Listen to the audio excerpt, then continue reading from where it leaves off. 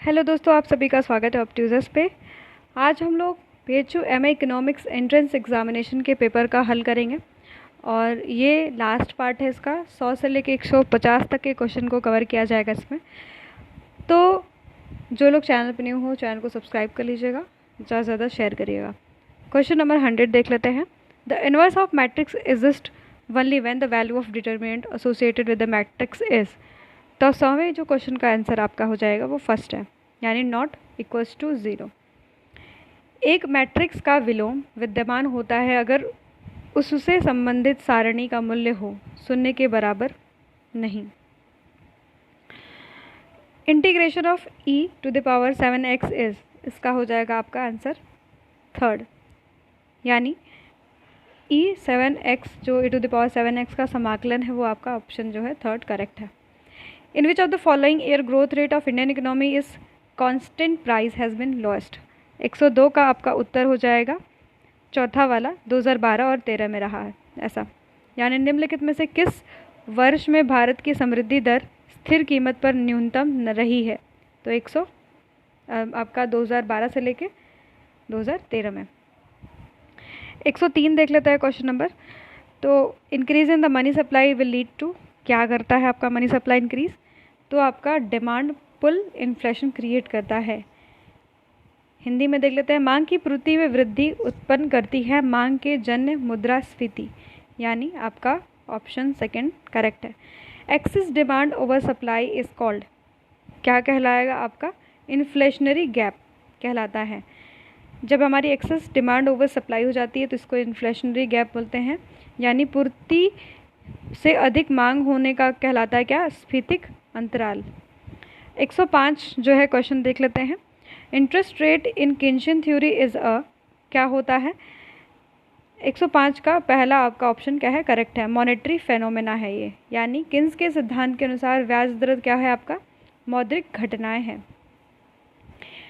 Next question देख लेते हैं। If the marginal propensity of consume is 0.75 the investment multiplier will be. तो 100 जो आपका 6 क्वेश्चन है उसका आंसर है आपका 4। नेक्स्ट क्वेश्चन हम लोग देख लेते हैं 107 का। The consumption function C equals to A plus B Y where C is a consumption and Y is income. The consumption function related to, किससे ये रिलेटेड है? तो 107 का आपका उत्तर हो जाएगा किन्स का। ये थ्योरी आपकी किन्स के से रिलेटेड है। इसमें जो A होता है आपका ऑटोनॉमस इन्वेस्टमेंट होता है और y जो होता है वो इनकम होता है। उपभोग फलन C equals to A plus B Y में जहाँ C उपभोग है और y का आय का सूचक है, इस उपभोग फलन का संबंध किससे है? तो JS किन्स से है। इन सिचुएशन ऑफ लिक्विडिटी ट्रैप क्या होगा आपका? तो इसमें 108 जो क्वेश्चन है उसका आंसर आपका है सेकंड वाला, monetary policy effective and physical policy is effective. ठीक है। तरलता जाल की स्थिति में कब होता है आपका? तो 108 का आपका आंसर क्या था? तो दूसरा वाला, यानी मौद्रिक नीति निष्प्रभावी होती है और राजकोषीय नीति प्रभावी होती है, यानी यहाँ पर आपकी मॉनेटरी पॉलिसी इनइफेक्टिव होती है और यहाँ पर क्या होती है? इफेक्टिव होती है जब लिक्विडिटी ट्रैप होता है। तो विच of the following which economic sector is associated with the term disguised unemployment? तो 109 का जो आंसर है आपका हो जाएगा third, agriculture sector. Next question देख लेते हैं। कौन सा आर्थिक क्षेत्र छद्म बेरोजगारी के विचार से संबंधित है?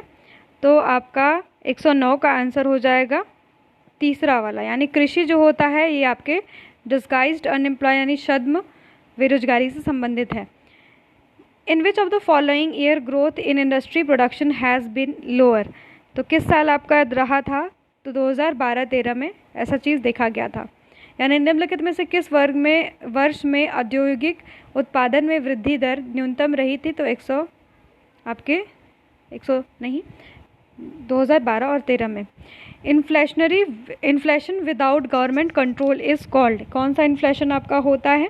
तो ये ओपन इन्फ्लेशन होता है, जहाँ पर कोई भी गवर्नमेंट का कंट्रोल नहीं होता। बिना सरकारी नियंत्रण की मुद्रास्फीति कहाँ पर होती? खुली मुद्रास्फीति। नेक्स्ट देख लेते हैं। Personal disposable income is equals to किसके बराबर हो जाता है? तो 112 का आपका हो जाएगा दूसरा।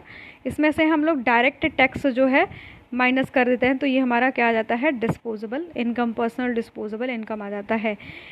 व्यक्तिक प्रयोज्य आय के बराबर होता है व्यक्तिक आय और माइनस किसके, आपके प्रत्यक्ष कर के बराबर होता है। In which of the year for food grain production India has been highest, सबसे ज़्यादा हाईएस्ट रहा था तो एक ये आपका 11-12 में रहा था, 2011 और 12 में। The situation of employment where marginal productivity of labour is zero is define as, को हम लोग क्या बोलते हैं, 114 का आंसर आपका है डिस्गाइज्ड अनएम्प्लॉयमेंट। किस सेक्टर में पाया जाता है, आपके एग्रीकल्चर में। रोजगार की वह स्थिति जहां श्रम की सीमांत उत्पादकता शून्य होती है को जाना जाता है आपके प्रश्न छद्म बेरोजगारी से, ठीक है। Christian inflation gap occur when, कब अकर होता है, तो 115 का आपका आंसर हो जाएगा दूसरा। एग्रीगेट डिमांड, जो आपकी अगर demand curve intersect aggregate supply above point is full employment, यहाँ पर आपका होता है आंसर सेकंड। यानी कीनीशन स्फीति अंतराल कब उत्पन्न होता है, जब आपका, ये आपका क्वेश्चन नंबर 15 है, उसका आंसर हो जाएगा 2, जब समग्र मांग वक्र समग्र पूर्ति वक्र को पूर्ण रोजगार बिंदु के ऊपर काटती है तो आपका कीनीशन जो है स्फीति अंतराल उत्पन्न होता है। In which of the following year gross financial deficit revenue and primary deficit in the percentage of GDP central government has been the highest, 116 का आपका आंसर हो जाएगा दूसरा वाला। 2009 और 10 में ऐसा पाया गया था। निम्नलिखित में से किस वर्ष में केंद्र सरकार का सकल राजकोषीय घाटा, आगम घाटा और प्राथमिक घाटा राष्ट्रीय आय के प्रतिशत के रूप में सर्वाधिक रहा है, तो 2009 और 10। Most important component of central government revenue expenditure is, तो 117 का जो आंसर है वो आपका फर्स्ट वाला है इंटरेस्ट पेमेंट। केंद्र सरकार के आगम व्यय सबसे महत्वपूर्ण अवयव है, क्या है आपका, ब्याज अदायगी, ठीक है, अदायगी। At the present central government most important item of receipt is, तो 118 का आपका हो जाएगा बोरिंग एंड अदर लाइबिलिटीज। वर्तमान में केंद्र सरकार के प्राप्तियों में सर्वाधिक मद है किसका, उधार का और क्या है, अन्य देयताएं का। During the past decade growth in the India has increasing come from, कहाँ से आता है, तो 119 का आपका हो जाएगा 3। सर्विस सेक्टर से हमें ज़्यादा दिखा, यानी सेवाओं से। पिछले दशक में भारत में विकास की बढ़ती दर प्राप्त हुई है किसमें, आपके सेवाओं से। 120 देख लेते हैं। Show in agriculture allied activity India national income at the present is, 120 का क्या हो जाएगा, विलो 15%, 15% से भी कम है। यानी वर्तमान में भारतीय राष्ट्रीय आय में कृषि और संबंधित क्षेत्र का योगदान है 15% से कम, ठीक है। The planning commission of India establish in, किस साल में एस्टैब्लिश हुआ था, तो आपका 121 का आपका उत्तर हो जाता है दूसरा। 1950 में ये एस्टैब्लिश हुआ था। मोस्ट इम्पॉर्टेंट क्वेश्चन, ये बार बार पेपर में आया हुआ है, तो 121 का आपका हो जाएगा दूसरा वाला 1950 में। इंडियन इकोनॉमी इस किस तरीके की इकोनॉमी है, तो 122 का हो जाता है मिक्स्ड इकोनॉमी, यानी कैपिटलिस्ट इकोनॉमी और आपकी जो प्राइवेट कैपिटलिस्ट इकोनॉमी और जो है कम्युनिस्ट इकोनॉमी का दोनों मिक्सचर है ना। आपका भारतीय जो अर्थव्यवस्था है वो मिश्रित अर्थव्यवस्था है, यहाँ पर गवर्नमेंट का भी इंटरवेंशन मिलता है और प्राइवेट का भी। The national rural employment guarantee scheme is started in 123 का जो आंसर है आपका 123 का हो जाता है तीसरा वाला फरवरी 2000, 123 का आपका हो जाता है तीसरा वाला फरवरी 2006 में स्टार्ट किया गया था। राष्ट्रीय ग्रामीण रोजगार गारंटी योजना शुरू की गई थी आपकी 2 फरवरी 2006 को, ठीक है। तो जो आपका 123 है उसका तीसरा आंसर करेक्ट है। अब 124 की तरफ बढ़ते हैं। Which age group has maximum share in population of the India, 124 का आपका हो जाता है तीसरा वाला। 15 से लेकर 60 वर्ष तक के लोग सबसे ज़्यादा हैं भारत में। भारत की जनसंख्या में कौन सा आयु वर्ग सर्वाधिक अंश है, तो ये आपका ये वाला आंसर करेक्ट है। विच of the state has a maximum literacy rate, किस स्टेट का मैक्सिमम लिटरेसी रेट है, तो 125वें क्वेश्चन का आंसर आपका हो जाता है केरला का सबसे ज़्यादा लिटरेसी रेट है। किस राज्य का साक्षरता दर सर्वाधिक है, तो केरल इसका उत्तर सही है। The size of holding less than 1 hectare is a category under, किस कैटेगरी के अंदर आता है आपका, तो ये मार्जिनल के अंतर्गत आता है, सीमांत। 1 हेक्टेयर से कम आकार के जोत का निम्न श्रेणी में रखा गया है, सीमांत के श्रेणी में रखा गया है। नेशनल बैंक ऑफ एग्रीकल्चर कब एस्टैब्लिश हुआ था, यानी यहाँ पर नाबार्ड जो है वो कब इस्टेब्लिश हुआ था, तो 127 का है आपका 1982 में नाबार्ड को स्थापित किया गया था, यानी यहाँ पर आपका नाबार्ड का है ये क्वेश्चन है, ठीक है। 1982 में किया गया था। 128 देख लेते हैं। When the national food service bill introduce to Lok Sabha, कब फूड बिल आपका आया था, तो दिसंबर यहाँ पर क्या दिया हुआ है, 2011 में दिया होगा, ठीक है, आया था। लोकसभा में कब आपका खाद्य सुरक्षा बिल आया था, तो 2011 में ये आया होगा। नहीं, अगर ये आंसर क्लियर नहीं है तो आप लोग एक बार कमेंट सेक्शन में बता दीजिएगा, जो लोग देख रहा हूँ।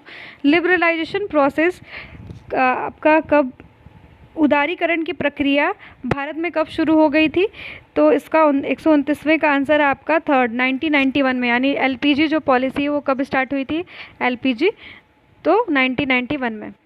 During the planning period of foreign trade in India has, क्या होगा इसमें, 130 का तीसरा वाला, decrease both the quantity and price. थोड़ा सा स्पष्ट नहीं है इसका क्वेश्चन, हिंदी में देख लेते हैं। नियोजन काल में भारत का विदेशी व्यापार क्या रहा है, तो 130 का आंसर है आपका, मात्रा और मूल्य दोनों में मतलब बढ़ोतरी हुई है। अब 131वां का आंसर देख लेते हैं। In 2008-9 which of the following item has been maximum share in the export of India, सबसे ज़्यादा किसका एक्सपोर्ट किया गया है, तो आपका मैन्युफैक्चर्ड गुड का एक्सपोर्ट ज़्यादा किया गया है। इन 2008 और 9 में निम्नलिखित में से कौन सी मदों का भारतीय निर्यात में सर्वाधिक अंश रहा था, तो आपका ये हो जाएगा विनिर्माण वस्तुएं। EXIM bank in India establish कब हुआ था, एग्जिम बैंक, तो 1982 में आपका नाबार्ड भी इस्टेब्लिश हुआ था, एग्जिम बैंक भी। निर्यात आयात बैंक जो है वो कब इस्टेब्लिश हुआ था, तो 1982 में, याद रखिएगा इसको, बहुत इंपॉर्टेंट है। Green revolution increase mainly production of, किसका प्रोडक्शन बढ़ाने की बात की गई थी, तो इसमें आपका वीट की प्रोडक्शन की बढ़ाने की बात की गई थी। हरित क्रांति में से किसके गेहूं की मतलब उत्पाद को बढ़ाने की बात की गई थी। विच of the following economist has not supported the theory of balance growth, किसने सपोर्ट नहीं किया है, तो 134 का जो उत्तर है आपका वो हो जाता है फिशरमैन ने सपोर्ट नहीं किया है। निम्नलिखित में से अर्थशास्त्री में से किसने संतुलित विकास का समर्थन नहीं किया है, तो हर्षमैन ने नहीं किया है। The Hickscher-Ohlin most important cause of difference in relative commodity price and trade between the nation is differ in, किससे डिफर करता है, तो 135 का उत्तर हो जाता है आपके फैक्टर इंडोमेंट से आपका डिफर करता है ये, तो पहला उत्तर सही है। हेक्सचर-ओलिन के लिए वस्तुओं की कीमत में तुलनात्मक अंतर और राष्ट्रों के बीच में व्यापार के लिए प्रमुख आपका कारण निम्नलिखित में से क्या दिखाता है, आपका साधन मात्राओं में। नेक्स्ट देख लेते हैं हम लोग, ये भी क्वेश्चन थोड़ा स्पष्ट नहीं है तो इसको भी मैं थोड़ा लीव कर दूंगी, बहुत ज़्यादा ही क्लियर नहीं है। 138 देख लेते हैं, 138 क्वेश्चन देख लेते हैं। Who wrote the book choice of technique, किसने लिखा था ये बुक, तो ये है आपके बोके ने लिखा था, ठीक है। चॉइस ऑफ टेक्निक यानी तकनीक की जो तुलना जो पुस्तक है किसके द्वारा लिखी गई थी, बोके के द्वारा लिखी गई थी। थोड़ा प्रोनाउंसिएशन में सही नहीं है इसका, बोके, ठीक है। In the theory of unsighted uh profession Rostow's the drive in maturity stage. 139 का आपका फर्स्ट ऑप्शन करेक्ट है, comes after the take off stage, कब आता है आपका टेक ऑफ स्टेज के बाद आपकी मैच्योरिटी आती है, यानी रोडशो के द्वारा बताए गए सिद्धांत में परिपक्वता की ओर का प्रयाण अवस्था कब आता है आपका, तो टेक ऑफ अवस्था के पश्चात आती है। Larger source of national income in India, सबसे ज़्यादा राष्ट्रीय आय का स्रोत क्या है आपका, तो ट्रेड सेक्टर सबसे ज़्यादा राष्ट्रीय आय का स्रोत है, यानी भारत में राष्ट्रीय आय का प्रमुख स्रोत जो है क्या है, व्यापार क्षेत्र है। When demand curve is vertical it represent, अगर डिमांड कर्व जो होता है वर्टिकल हो जाता है तो वो क्या रिप्रेजेंट करता है, तो आपका हो जाएगा इसमें 41 का सी वाला आंसर, ठीक है, 41 का सी वाला आंसर करना, तो थर्ड वाला जो आंसर करेक्ट होता है। यानी इसमें आपकी क्या हो जाती है, ई की वैल्यू, ईडी यानी इलास्टिसिटी ऑफ डिमांड की वैल्यू क्या हो जाती है, 0 हो जाती है। ठीक है, और हमारी प्राइजेस में क्या होती है, बदलाव होते रहते हैं, पर हमारी क्वांटिटी डिमांडेड में कोई चेंज नहीं आता। यानी इलास्टिक का मतलब होता है प्राइस तो बदल रही है, प्राइस तो बढ़ और घट रही है, पर हमारी जो डिमांड है उसमें कोई भी बदलाव नहीं आ रहा है, यानी there is no change in demand, तो उसको हम लोग इनइलास्टिक बोलते हैं। परफेक्टली इनइलास्टिक में हमारा जो डिमांड कर्व होता है वो वर्टिकल होता है, याद रखिएगा। जब मांग वक्र लंबवत होता है तो वह अभिव्यक्त करता है क्या, आपका परफेक्टली जो आपका इनइलास्टिक यानी पूर्णतया विलोचदार मांग बताता है। स्लोप ऑफ इंडिफरेंस कर्व क्या बताता है, 142 का आपका हो जाता है diminishing marginal rate of substitution दिखाता है।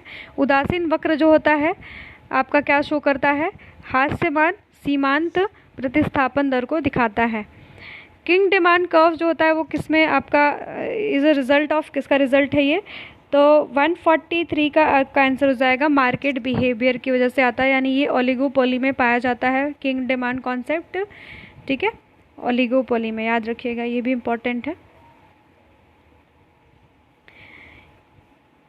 विकुंचित मांग वक्र परिणाम है किसका आपके, तो 143 का क्या था, बाजार के व्यवहार का। ठीक है, 144 देख लेते हैं। Production function shows the relationship between, किसके बीच में आपका ये रिलेशनशिप दिखाता है, तो आपका इनपुट और आउटपुट के बीच में आपका रिलेशन दिखाता है। उत्पादन फलन किन के बीच में संबंध दर्शाता है, तो आगत और निर्गत के बीच में आपका रिलेशनशिप दिखाता है। If the production is quant is L shape then two factors are, क्या होंगे 145 का आपका, तो हो जाएगा ये आपका परफेक्टली कॉम्प्लीमेंट्री होता है। जब एल शेप्ड में आता है आपका प्रोडक्शन फंक्शन, तो ये क्या हो जाता है आपका perfectly complementary. Very important question है, बार बार पूछा गया। यदि सम उत्पाद वक्र यल आकृति में होता है तो साधन क्या होता है, पूर्ण पूरक होता है। नेक्स्ट क्वेश्चन देख लेते हैं।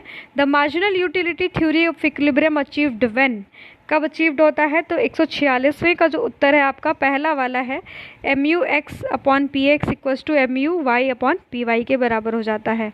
ठीक है, सीमांत उपयोगिता का सिद्धांत संतुलन प्राप्त करता है, तो इसका ऑप्शन फर्स्ट करेक्ट है, इसको देख लीजिएगा। ठीक है, 142 देख लेते हैं। If AR = MR = C, the constant situation किस में पाई जाती है, आपके परफेक्ट कंपटीशन में पाई जाती है, तो 143 का जो हो जाएगा परफेक्ट कंपटीशन हो जाएगा। In the economy of two individual A and B, two communities X and Y, general equilibrium production exchange इस क्या हो जाएगा इसमें, तो 148 का आपका हो जाएगा चौथा MRT, यानी marginal rate of technical substitution for X and Y, और इसका हो जाएगा MRS(XY) एंड MRS(XY) के बराबर ये होता है। अर्थव्यवस्था में जिसमें दो व्यक्ति A and B, दो वस्तुएं X and Y उत्पादित होती हो, तो उत्पाद और विनिमय के सामान्य में जो संतुलन होगा वो क्या हो जाएगा आपका फोर्थ वाला। 149 मोनोपोलिस्ट कैन बी डिटरमाइन, 149 का आपका हो जाएगा आइदर प्राइस और आउटपुट, क्या डिसाइड करता है, कैन डिटरमाइन आपका प्राइस या फिर आउटपुट, यानी एकाधिकारी निर्धारित करता है क्या, या तो कीमत या तो उत्पाद। Law of return to scale is relevant to, law of return to scale कब चलता है आपका, तो आपका ये लॉन्ग रन का होता है। Law of return to scale long run में होता है, और आपका रिटर्न टू जो आपका लॉ ऑफ रिटर्न आपका लॉन्ग रन में होता है। याद रखिएगा, लॉन्ग रन में क्या होता है आपका, दो वेरिएबल्स होते हैं, मतलब वहाँ पर जो चीज़ें होती हैं उसको हम सारे चीज़ों को वैरी कर सकते हैं, जो फैक्टर्स होते हैं उसको हम लोग वैरी कर सकते हैं, इसलिए लॉन्ग रन में हमें रिटर्न टू स्केल मिलता है। तो ये आपका 150 तक के क्वेश्चंस हो गए, यानी पैमाने का प्रतिफल सिद्धांत उपयोगी है दीर्घकाल में। और एक और चीज़ आती है, रुके उसे मुझे स्ट्राइक नहीं करना है, अल्पकाल में हमारा होता है रिटर्न टू स्केल आपका लॉन्ग रन में हो जाता है, और एक और कॉन्सेप्ट है, चलिए कोई बात नहीं, इसका मैंने वीडियो डाला है, अभी स्ट्राइक नहीं कर रहा है इस वजह से मैं नहीं बता पा रही हूँ। पर ये हमारे 150 तक के अभी क्वेश्चंस हो गए, और नेक्स्ट वीडियो में हम लोग 2012, 13, 14 का क्वेश्चन जो है प्रश्न पत्र जो है सॉल्व कर चुके हैं। अब हम लोग 15 का प्रश्न पत्र सॉल्व करेंगे। तो जो लोग नए हो चैनल पे, चैनल को सब्सक्राइब कर लीजिएगा और ज़्यादा से ज़्यादा सपोर्ट करिएगा। धन्यवाद।